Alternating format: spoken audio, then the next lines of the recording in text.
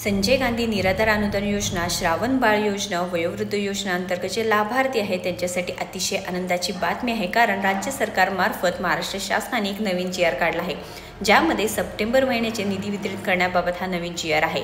पण आता मुख्य प्रश्न आहे की ते 2500 रुपये वितरित केला जाणार आहे का 1500 रुपये, याबाबत आपण अपडेट पाहूया।